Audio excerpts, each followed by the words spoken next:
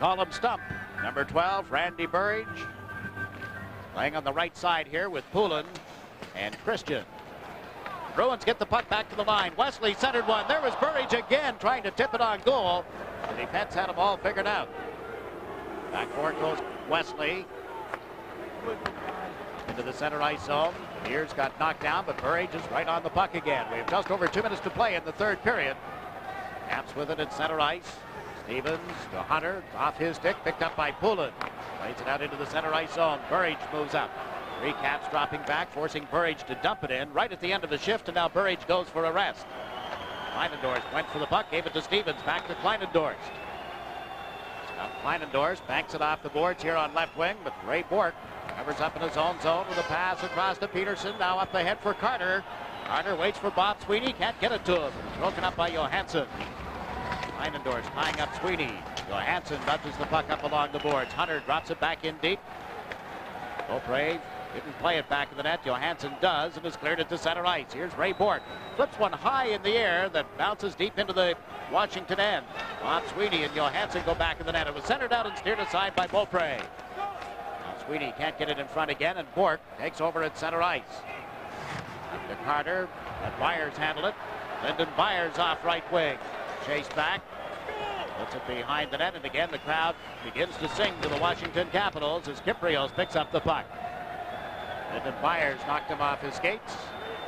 Byers controls the puck with a long shot. Low shot, gloved by Beaupre. And the crowd is informed of the fact that we have 1 minute remaining in game 2 of this series as Janney strips Langway of the puck, shoots and fired wide. Now the rebound by Propp is backhanded wide. Langway gets to it behind the net. Janney right on him. In to help out is Michael Pavanka of the Caps. Can't get Joyce out of the zone. 42 seconds remaining in the third period. Boston leading 3-0 in this game, and will take a 2-0 lead in the series. It'll resume in Washington at the Cap Center in Landover, Maryland on Monday night. You'll see it right here on Sports Channel America as Pavanka dumps the puck in. Andy Moog swings it around the boards. Here's May. They lost it. And it's Craig Janney just dumping it in, and then he goes for a rest. A standing ovation for the Boston Bruins. Andy Moog 9 seconds away from his second shutout of this playoff year. A long shot from Pavanka went wide. The final 3 seconds counted off. And listen to this ovation.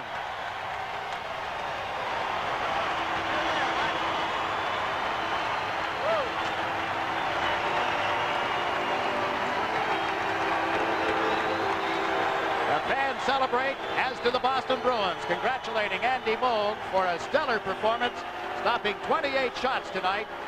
And the Caps leave shaking their heads. These fans are going to leave very happy with what's happened tonight. The final score is the Boston Bruins 3, the Washington Capitals 0, and we pause now for a regional break.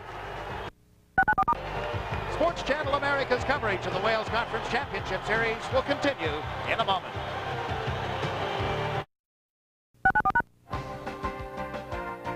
Washington whitewashed tonight by the Boston Bruins and Andy Moog. The final score, 3-0. Let's review the game summary. In the first period, there was no scoring.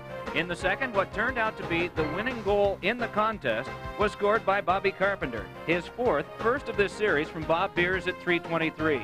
Third period scoring, Cam Neely, his second in the series from Janney and Propp at 2:56. Neely's 9th in the playoffs this year. And then at 6:03, Janney wrapped up the scoring from Neely, his first in the series and second in the playoffs.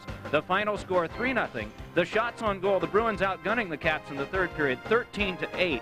Game totals 30 for Boston, 28 for the Washington Capitals.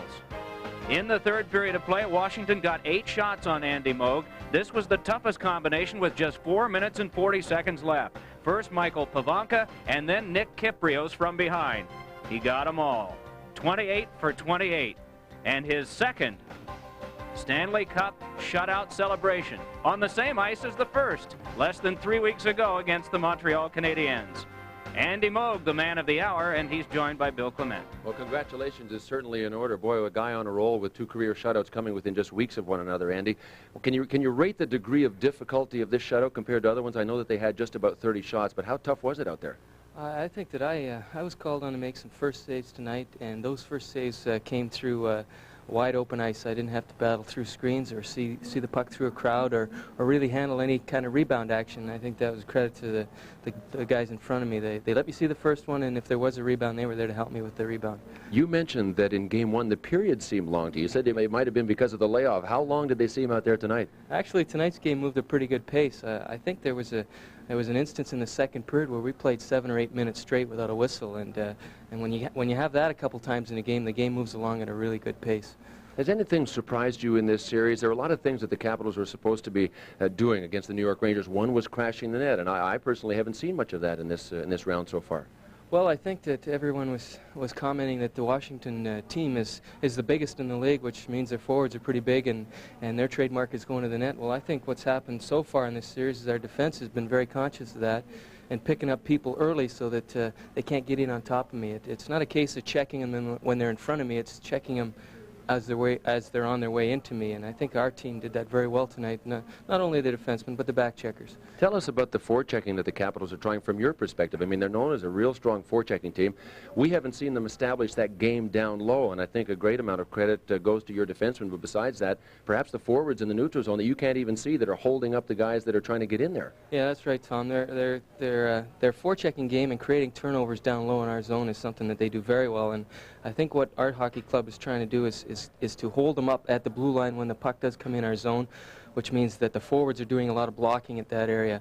What the forwards want to do is hold them up just for an instance and then let them go so that the defenseman will arrive at the puck and the forward forechecking will be somewhere in between. We like to say he's on an island. He doesn't have anywhere to go. He's not back with the winger and he's not pressing the defenseman.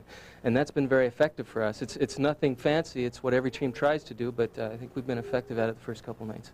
How much easier is it to play on a team that's strong defensively? I mean, in your early days, you play with the Oilers, and they were hardly a good defensive team. They are now, but they weren't then. But here you are with the top defensive team in the league. Does it mean you have to change your style at all? I don't think so. The style of play that the Oilers used to employ, there wasn't a great deal of pressure.